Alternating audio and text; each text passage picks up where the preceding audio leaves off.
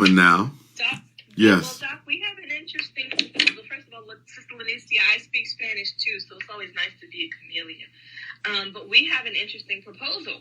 So you know the sister who left the biracial sister who left the anonymous comment earlier? Yes. She is interested in coming on with her black husband. She's got quite a bit to say. Are you interested in the two of them? We can probably get them on there. Sure. Okie-doke.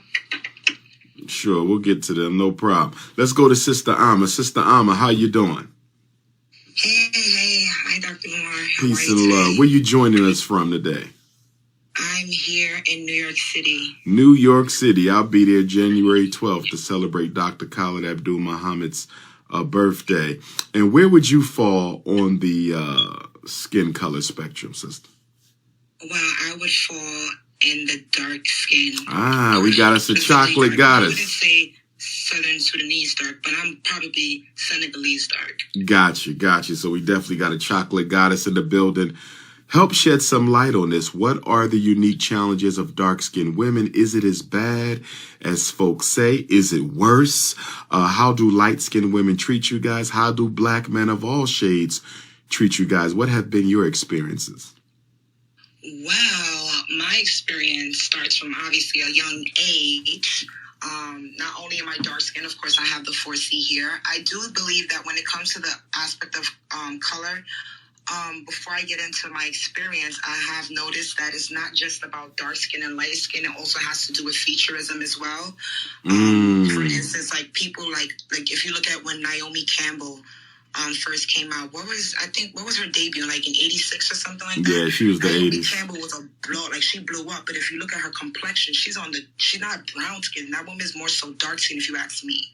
True. So I see her as more dark skin. But the reason why I feel like she was named like, so beautiful, so such and such, is because she has European features, even though she's dark. True. Because I know that there are light-skinned women out there that they have very much Afrocentric features, a more broader nose and nappier hair. They will not get the same attention that a light-skinned girl with looser curls, same complexion, would get. They would not. So I feel like it's also a package. But what I will say is if people were to possibly choose, or maybe society were to choose between the light skin with the more Afrocentric features opposed to the dark skin with the Afrocentric features, they're going for the light skin. But into my experience, so being raised, I was called a lot of cool names in my neighborhood growing up in the hood. Actually, I grew up in the hood. I was called all things. I was called a chocolate roach. I was a chocolate roach until I was about I'm 31 right now, so I was a chocolate roach until I was about 29 when I had to check someone. Now, who was calling you a chocolate roach, Sister Ama? Was this family, classmates, friends? Who was calling you a chocolate roach? This was in the neighborhood. Like, when you go outside and you play in the park, it was the boys. As a matter of fact, I got most of the mistreatment from the boys, and the girls would tag along. So it was like once the boys made it cool and funny to tease me, the girls would add on to it because they wanted to not get teased, or they wanted to be part of the cool crowd, or because they were light-skinned, so they can do that. You know what I'm saying? So I grew up, because people like to tease, I knew how to throw my hands. So that's how I responded with violence, which isn't cool, but it's like when you're sitting around in a park and there's like 15 people attacking you because of your skin complexion, calling you. I've been called, like in New York City, you have the gum on the street, how it gets stuck on the concrete. Right. I was called that. I was called the black crumbs in the bottom of a pizza. Wow. I was called the black milk crate. I was called the black bat. I was called an oil spill. Like, it was the names man. On and on and on. So trust me, you name it, I probably heard it. So as a child, it wasn't really that cool growing up. Now, how did the adults treat you, Sister Ama? Like your teachers, your aunts and uncles, women? The adults, I would say I'm actually Ghanaian, so I'm Ashanti. Okay. Ashanti, and there is a lot of colorism within the culture. You might go to Ghana and see billboards of dark-skinned women, but don't get it twisted. There is indeed colorism in the culture, but I don't think it's that bad as it was back in the days. I did have a cousin who tried to get me to bleach, but I think it was for more other reasons. I think that she had more against me than just that, so she wanted me to bleach because my mom, when I told my mom what she was trying to get me to do, my mom warned me.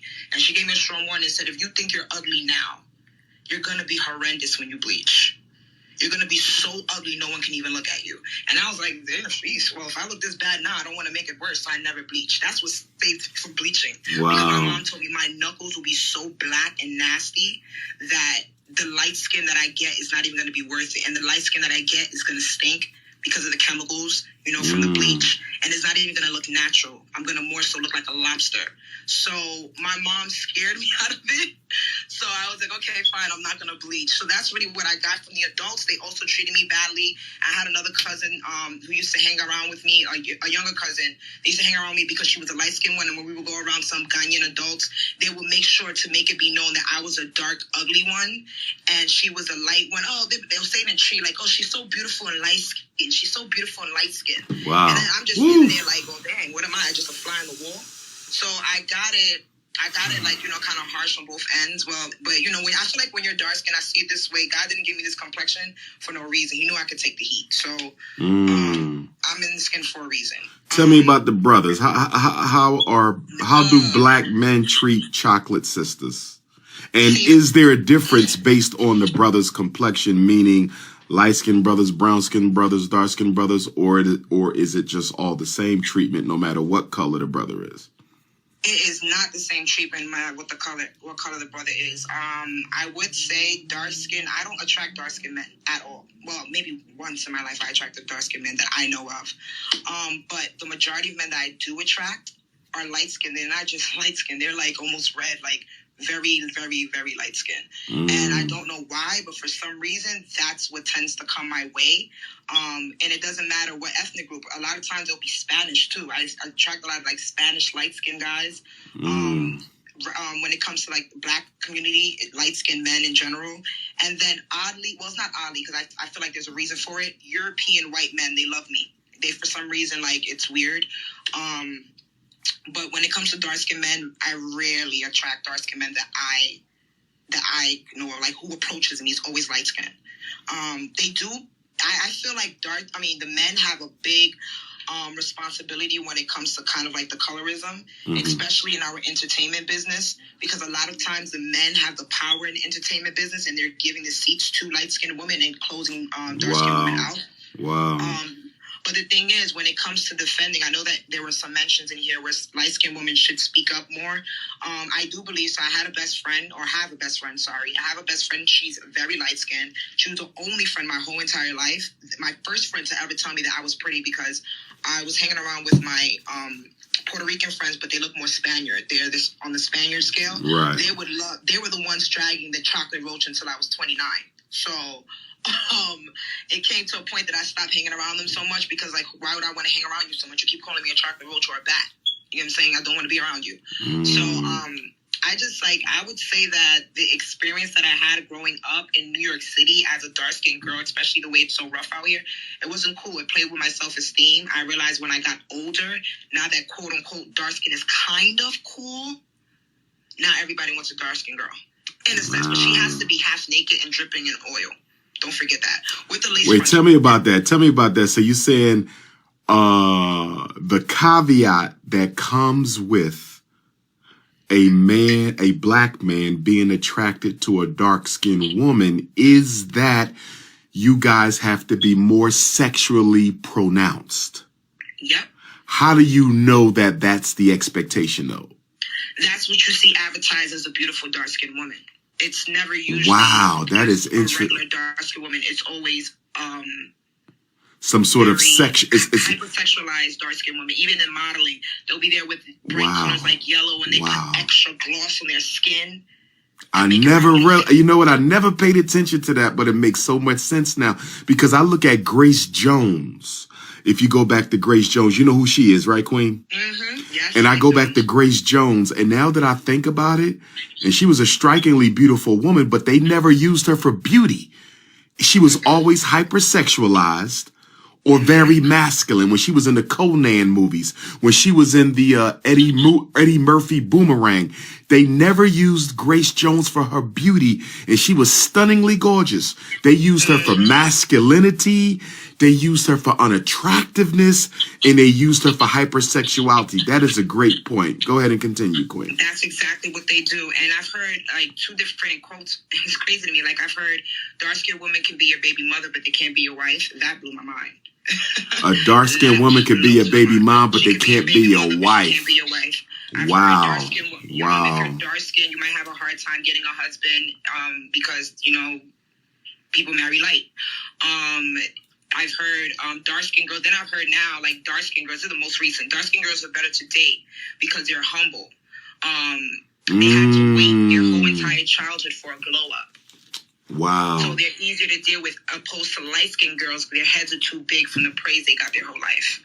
Wow.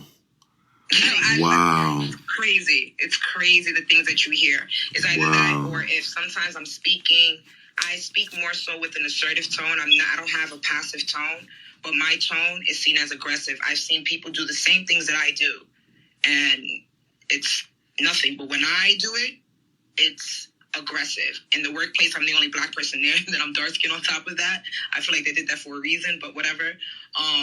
When I say something, it's looked over. But when other people say it's not. So I just feel like when it comes to being dark, it's just like the closer you are to white, the better it is. So that's just all it is. Being black in society has always been kind of like an issue for society. But if you're going to be black and you want your life to be a little easier, you might as well be light-skinned. And that's exactly what my sister's mother tells her. She does not want her marrying a black man. And if he is going to be black, he has to be light-skinned. If not, she wants her child with a white man so she can have children with an easier life. Damn. Woo! And that is coming from an African woman. It's disgusting. Woo! My goodness. Thank you, Sister Amma. You have really helped. Wow. Yeah. You put some exclamation points on some things, sister. Thank you so much, and I hope to see you at the Dr. Khalid Abdul Muhammad Earth Day celebration on the 12th of next month. Of course, I'm out here in New York City. You know how we are out here. Yes, ma'am. Yes, ma'am. Thanks again, Queen, and be careful out there. Yes, thank you so much. All right, love.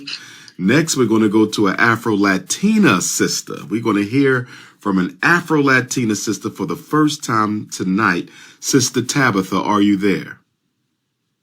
Hi, everybody. Hi. Peace and love, Queen. And where are you joining us from? New York City, Washington Heights, born, Harlem raised. Indeed. Now, being an African Latina, what are those nationalities, Goddess? My mom is from a city called Cartagena in Colombia, and Cartagena is a predominantly black city in Colombia. And my father is from Jamaica, from Portmore. So we got the Afro-Colombia and we got the Jamaican African coming together. Wow, you're going to have a unique spin, and I can't wait to hear it. What are your thoughts on skin color prejudice as you have seen it in Jamaica versus Colombia versus New York City? What do they all have in common with their skin color prejudice? And then where do you see some differences?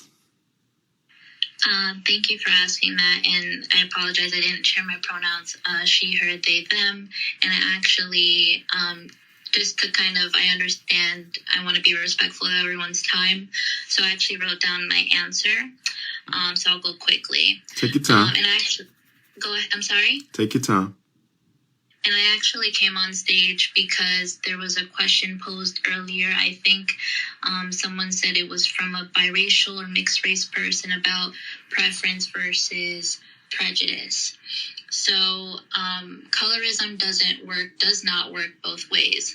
Dark-skinned folks and deep dark-skinned people cannot be colorists. And an analogy that I like to use is that Black people can't be racist towards white people. And if Black people could benefit from racism and white supremacy, then that would mean that racism and white supremacy are now defective and no longer work or serve the people that they were intended to serve. And as we all know, that's not happening. So colorism then could never benefit dark-skinned people. Preference is a privilege. Privilege is a power, and dark-skinned folks do not have that privilege. Colorism and anti-Blackness are so ingrained in Latin America and the Caribbean that they are normalized. It's normal. I already mentioned about my family being from the coast of Colombia and Jamaica. There are actually names and classes of people based on your complexion and mixed heritage. For example, there's mulatto, there's trigueña, there's prieto. Very ugly words. There are words for Black features. In places like Puerto Rico y Cuba, they'll say, "Oh, tú tienes un bembón. You're a bembón. Bembona if you're a woman or femme." What do those mean? Like bembón? What does that mean? Their lips. Okay. But not all. And it kind of looks like, or they're compared to the caricatures that we see historically in the United States and throughout the Americas of the dark-skinned person with the big red lips. It's meant as an insult, and there are songs about it. Celia Cruz has Bemba Colorada, which refers to you have those big red lips. I also wanted to mention, because I've heard it a couple times on the stage, and I really wanted to name it. Can I add real quickly that term it's so ingrained though that it has become almost not an insult now. It is used affectionately as well. So it has become blurred. So I want to say that, like, the people who use it, the old school people who use it, typically do not mean it in a negative way. They don't. It is a negative thing, but they're not saying it negatively. Just want to add that. Yeah, but that's a nuance though, and I have to name that it still does cause. Yeah, I'm hard of hearing, so like I can't hear when people talk over me, I have to admit. So I don't know what you said. I'll say that I've heard a lot on the stage that people don't understand or can't understand why certain folks like them and certain folks don't, particularly like when it comes to lighter skinned or white people liking them. We should not glorify being a fetish, and actually being a fetish does lead to violence that we see happening to our dark skinned women and femmes. And it's actually like being a fetish, and I'll just be vulnerable for a second. I've been working in sex work for years, so I understand really, like, in truth, what being a fetish is and how being a fetish isn't a privilege. It's not something necessarily to be proud of, because it does lead to violence, it does lead to harm. And so that's something else that I have to name in the Black community, in the Latinx community, in all communities. Being a fetish shouldn't be the goal. We should actually try to abolish being, like, the whole idea behind fetishization, and things like that. So that's what I have to say. Wow. Now, tell me more. What is a fetish? I know what a fetish is, but when you mean it in the sense of a woman, explain that to me, please, Sister Tabitha, when you speak of the fetish, the woman as a fetish. A woman or femme, because I'm non-binary and pansexual. Shout out to the non-binaries, because we exist and we're here. The woman and femme as a fetish, typically is, and I'm going to speak more for Black women and Black femmes. We are fetishized throughout the world, not just in the United States, but in the Dominican Republic, in Colombia, where sex tourism is so prevalent. Literally, people make money off of Black women, off of Black bodies. Wow. Throughout the Caribbean, throughout South America. Wow. And particularly underage Black women and Black girls, Ooh. Black femmes, Black queer folks. Nothing to be proud of, and everything to do with white supremacy and anti-blackness, and how we are only loved because, and we're only loved for a moment, for what people think we have to offer sexually and physically. And then once that moment is over, then we go back to being hated. We go back to being hunted. Wow. We go back to being, and I give all the trigger warnings, and, if this gets to be too much, I apologize. No. Tell the truth, Queen. Tell the truth. But for folks, because folks have been through it, I've been through it. So if anyone feels like they can't handle it, protect your peace. But, and it's emotional for me. It's really emotional for me.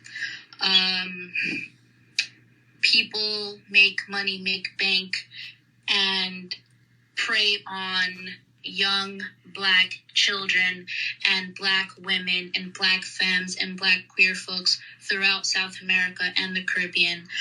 So when, and I have to put Americans on the line too, people from Europe too, they come to South America and the Caribbean, Jamaica, DR, Puerto Rico, Colombia, Honduras, thinking that they're going to get their spicy Caribbean or spicy Latina, not knowing how the system in these countries make it so that that's their only option. There was a woman in Cuba actually talking about how the Cuban government only gave her family equivalent to $18 a month to survive off of, $18 US a month in Cuba. But while being a sex worker at 16, she could make $50 a day, $60 a day per person. Wow. And for a lot of families who have children, that's literally how they get to survive. Children having to make very adult decisions, and sometimes not even by their own decision. So this colorism and featureism issue is bigger than a preference, and it's bigger than this nonsense about jealousy, about dark-skinned people being jealous. You know what? I would say the jealousy comes from the privilege that, some of y'all will never experience, having to worry for your own life, to worry for your own safety, for being hunted and being harmed by people just because of the color of your skin, just because of your features, just like you're hated and loved for the same thing, but you will never be rewarded for it. You will never, it's just all the things. And I apologize that I'm getting emotional, because it is a very emotional and taxing and tolling thing. What can we do about it, though? As a people, where can we begin to work against the exploitation of Black women sexually? You said you're a sex worker. Now, when you say you're a sex worker, I'm assuming you're an advocate, or do you actually work in the sex industry? I work in the sex industry. Okay. Wow. Is it safe for you in that industry? I guess I'm concerned for your safety now. So how safe is it for you to be engaged in that type of work, Queen? Well, sex work isn't, I'll say this one, sex work is work. And part of the problem is that people don't see it as work. So if y'all want to help sex workers, you could start treating them like regular folks, like they earn their keep just like everybody else, and that they're not, quote unquote, selling their bodies, because that also leads to the violence. So perhaps changing the language around it, changing your thinking around sex work. And then another thing to help the people in South America, in the Caribbean, in Central America, all throughout Latin America, really, who are perpetually being exploited for this. For the men in the room, how about stop, like, don't go to Colombia or Jamaica or DR trying to find you a little, spicy Latina, because you're actually participating in our erasure and the harm that we experience every day.